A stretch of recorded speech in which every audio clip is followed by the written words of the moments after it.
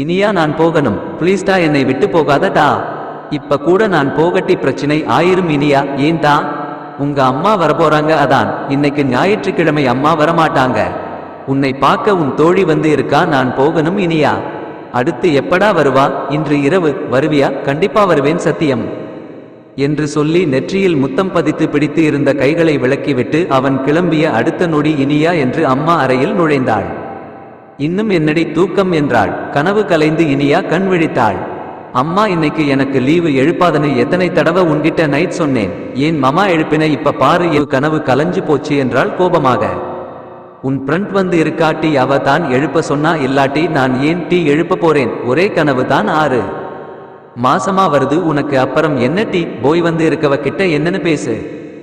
தயாராகி கீழே கோபமாக வந்தாள் இனியா. அவள் தோழி சுதா காப்பி குடித்து கொண்டு இருந்தாள். ஏய் இவ்வளவு காலையில உனக்கு என்ன தான் வேலை? எதுக்கு டீ வந்த என்றாள். மெயில் அனுப்பணும் இனியா. அதை ஞாபகப்படுத்தத்தான் வந்தேன் என்றாள் சுதா.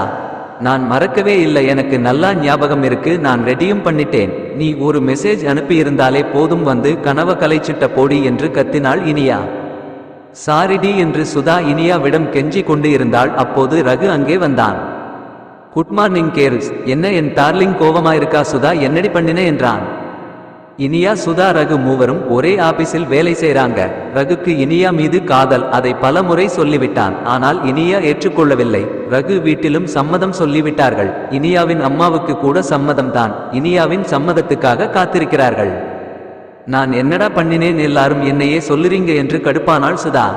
இனியா கோபம் குறையாமல் இருக்க ரகு அவளிடம் பேச்சு கொடுத்தான். இனியா உன் கனவு பத்தி சொல்லேன் கேட்டு ரொம்ப நாள் ஆச்சு என்றான். இனியா முகத்தில் கோபம் போய் அவ்வளவு புன்னகையுடன் கனவை தொடர்ந்தாள். ஆம், அந்த கனவு பற்றி பேசினால் அவ்வளவு சந்தோஷம் அவளுக்கு இருக்காதா? பின்னே 6 மாதமாக காணும் ஒரே கனவு கொஞ்சம் கூட மாறாமல். தன் கனவை பற்றி சொல்ல தொடங்கினாள் இனியா. ஒரு அழகான கார்ல நானும் அவனும் வர்றோம். என் கண் ஒரு அழகான துணியால கட்டி இருக்கு. கார் ஒரு இடத்துல நிக்குது. அவன் என் கையை பிடிச்சு இறக்குறான். அப்புறம் மெதுவா என் கண் கட்ட கழட்டி விடுறான். நானும் அவனும் இந்த வீட்டு முன்னாடி நிக்கிறோம். ஆனா கொஞ்சம் பழைய டிசைன்ல இருக்கு இந்த வீடு. அவன் என் முன்னாடி ஒரு கால்ல மூட்டி போட்டு கேக்குறான், இனியா என்னை கட்டிக்க சம்மதமான? எல்லாரும் மோதிரம் கொடுத்து சம்மதம் கேட்பாங்க. ஆனா நான் நம்ம வாழப்போற இந்த வீட்டை கொடுத்து கேட்கிறேன். இனியா சம்மதமான? நான் உடனே சரின்னு சொல்லுறேன். அவன் எனக்காக அவ்வளவு செய்யுறான். என் மேல பாச மழைய கொட்டுறான். யாருக்காகவும் என்னை விட்டு கொடுக்காம என் மேல உயிராயிருக்கான். கல்யாண நாள் நெருங்குது. எனக்கு திடீர்னு உடம்பு சரியில்லாம போகுது. என் கூட இருந்து கவனிக்கிறான். நைட்ல தூங்காம என் கையை பிடிச்சுக்கிட்டு கூடவே இருக்கான். ஒரு நாள் நைட் நான் நாளைக்கு வரேன் இனியான்னு சொல்லுறான். நான் போகதன்னு சொல்லுறேன். என் நெத்தில முத்தம் கொடுத்துட்டு நான் பிடிச்சு இருந்த கையை எடுத்து விட்டு நான் போகணும் சொல்லிட்டு போறான். அதோட கனவு முடியுது என்று தன் கனவை சொல்லி முடித்தாள். ரகு ஆழ்ந்த யோசனையில் மூழ்கினான். என்னடா ஆச்சு? ஏதோ முதல் தடவை கேட்குற மாதிரி பீல் ஆகுற என்றாள் சுதா. சீ போடி என்று அவள் பேச்சை கண்டுக்காமல் இனியாவிடம் கேட்டான். அவன் முகம் ஞாபகம் இருக்கா இனியா? இல்ல ரகு, அவன் முகம் தெரியவே இல்ல.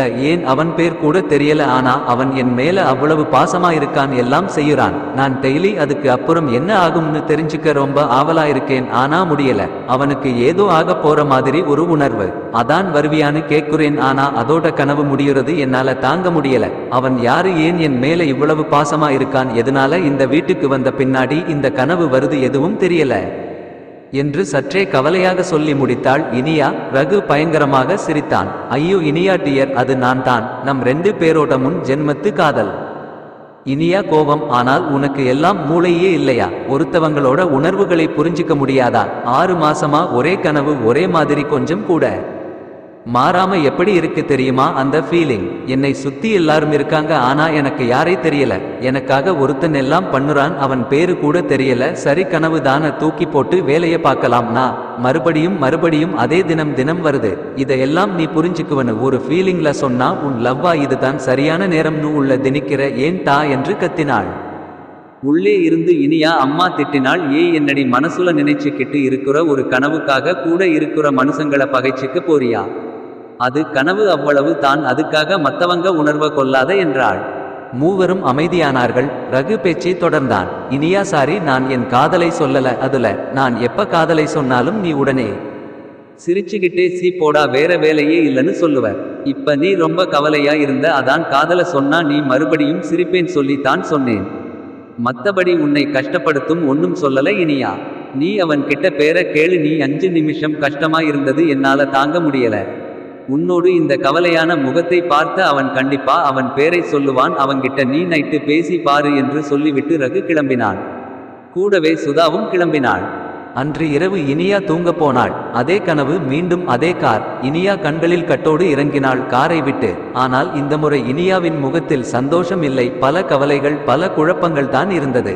இதை பார்த்து அவனால் தாங்க முடியவில்லை. இனியா, உனக்கு என்ன ஆயிற்று? ஏன் இவ்வளவு கவலை? என் பரிசு உனக்கு பிடிக்கவில்லையா என்று கேள்விகளை அடுக்கிக் கொண்டே போனான். உன் பரிசு, உன் பாசம் எல்லாம் எனக்கு பிடிக்கும். ஆனால் எனக்கு உன் பெயர் தான் தெரியவில்லை. என் மீது இவ்வளவு பாசம் காட்டும் உன் பெயர் கூட தெரியாமல் நிற்கிறேன் என்று சொன்னாள். ஏன் இனியா, என் பெயரு உனக்கு தெரியுமே, அப்புறம் என்ன ஆயிற்று என்றான் அவன் மிகவும் அன்போடு. மறந்துவிட்டேன், உன் பெயர் எனக்கு சுத்தமாக ஞாபகம் இல்லை என்று மிக வருத்தத்துடன் கூறினாள். இனியா, இதற்கு ஏன் கவலைப்படுகிறாய்? என் பெயர் சாரதி, உனக்கு ஞாபகம் இல்லையா? பரவாயில்லை, நான் ஞாபகப்படுத்துகிறேன், நீ ஏன் கவலைப்படுகிறாய் என்றான். இப்பொழுது இனியா முகத்தில் அவ்வளவு சந்தோஷம், குழப்பங்கள் தீர்ந்தது. சாரு, என் சாரு, எனக்கு ஞாபகம் வந்துவிட்டது. நீதான் என் சிறுவயது தோழன் சாரதி. அவன் முகமும் இப்பொழுது சற்று தெரிய ஆரம்பித்தது. மீண்டும் கனவு முடிந்தது. அவன் கிளம்பினான் வழக்கம் போல் முத்தம் கொடுத்து. ஆனால் இன்று அவனோட முத்தம் நெற்றியில் அல்ல, கழுத்தில் கொடுத்தான். இனியா முகத்தில் அவ்வளவு சந்தோஷம். இன்று கனவு கலைந்த போது சந்தோஷத்துடன் ஆபீஸ் கிளம்பி போனாள். ரகுவை கட்டியணைத்தாள். ரகு, நீ சொன்னது ரொம்ப ரொம்ப கரெக்ட் ரகு என்றாள். ரகு, ப்ளீஸ் என்ன மன்னிச்சிடு, ரொம்ப ரொம்ப சாரி, அப்புறம் பெரிய நன்றி என்றாள் இனியா. ரகு குழப்பத்தில், சாரி நன்றி எதுக்கு இதெல்லாம் என்றான். இனியா பேச ஆரம்பிக்கும் போதே சுதா அங்கு வந்தாள். என்ன நடக்குது இங்கே என்றாள். யாருக்கு தெரியும் டார்லிங், எனக்கு சாரி நன்றிலாம் சொல்லுறாங்க, ஏன்னு தெரியல என்றான். எப்பவும் டார்லிங் டியர் என்ற வார்த்தையை கேட்டால் முகம் சுளிக்கும் இனியா. இன்று சிரித்தாள். இருவரையும் கேண்டீன் அழைத்து சென்றாள். ரகு, நீ சொன்னது கரெக்டா? நேத்து அவன் பேர் சொன்னான் கனவில். அவன் பேரு சாரு என்று இனியா பேசும்போதே சுதா சிரித்தாள். என்னது சாருவா? பொண்ணு பேரு மாதிரி இருக்கு என்றாள். இனியா முறைத்தாள். உடனே ரகு, விடு டியர், அவ கிடக்குற லூசு, நீ அவன செல்லமா சாருன்னு கூப்பிடுவ கரெக்டா என்றான். ஆமா ரகு, அவன் பேரு சாரதி. நாங்க 2 பேரும் சின்ன வயசு நண்பர்கள். அவனை எல்லாரும் பயந்தாகோளின்னு கிண்டல் பண்ணுறாங்க. அதனால என் கூட மட்டும் தான் எப்பவும் பேசுறான். திடீர்னு ஒரு நாள் அவன் எங்க போனான்னு தெரியல. ஆனா காலேஜ் படிக்கும் போது திரும்பி வர்றான். மொத்தமா மாறி புது மனுஷனா இருக்கான். அவனை பார்த்தா எல்லா பொண்ணுங்களுக்கும் பிடிக்கும். ரொம்ப அழகா மாறி இருக்கான். ஒரு நாள் ஒரு பொண்ணு அவனை சாருன்னு கூப்பிடறா. அந்த பொண்ணு கூட நான் பயங்கரமா சண்டை போடுறேன். அவன் என்னோட சாரு, நான் மட்டும்தான் அப்படி கூப்பிடுவேன். ரகு, எனக்கு அவனை ரொம்ப பிடிக்கும். அவன்தான் எனக்கு எல்லாமே அந்த கனவுல என்று இனியா சொன்னாள். சூப்பர் இனியா. ஆமா, இந்த சின்ன வயசுல நடந்தது எல்லாம் அவன் சொன்னதா? இல்ல ரகு, அவன் பெயர் சொன்னவுடனே இது எல்லாம் எனக்கே ஞாபகம் வந்துருச்சு. அவன் முகம் உனக்கு தெரிஞ்சுதா என்றான் ரகு. இல்லடா, அவன் முகம் எனக்கு சரியா தெரியல. ஆனா முந்தி மாதிரி இல்ல, ஏதோ ஓரளவு தெரிஞ்சது. ரகு, உன்கிட்ட ஒன்னு சொல்லணும் என்று தயங்கினாள் இனியா. என் கிட்ட என்ன டியர் தயக்கம்? அனுமதி எல்லாம் சொல்லு. சாரி ரகு, உன்னை நிறைய கஷ்டப்படுத்தி இருக்கேன் வார்த்தையால.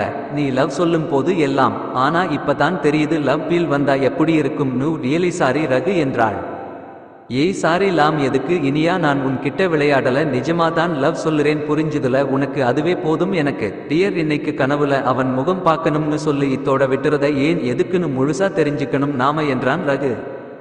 இனியாவும் சரி என்று சொல்லிவிட்டு காப்பி வாங்க சென்றாள். அப்போது சுதா ரகுவிடம் பேச ஆரம்பித்தாள். ஏய், நீ என்ன லூசாட்டா? விட்ட அந்த கனவுல வர்றவன் கூட சேர்த்து வச்சிருவ போல. ஆமா, அவ எவ்வளவு சந்தோஷமா இருக்கா பாருடி. எனக்கு அதுவே போதும். நிஜத்தில அந்த கனவுல வர்றவன் இருந்த நான் சேர்த்து கூட வைப்பேன். அப்போ உன் லவ், எனக்கு அவ சந்தோஷம்தான் முக்கியம் என்றான். இவர்கள் பேசிக் கொண்டு இருக்கும் போது காஃபி வாங்க சென்ற இனியா மயங்கி விழுந்தாள்.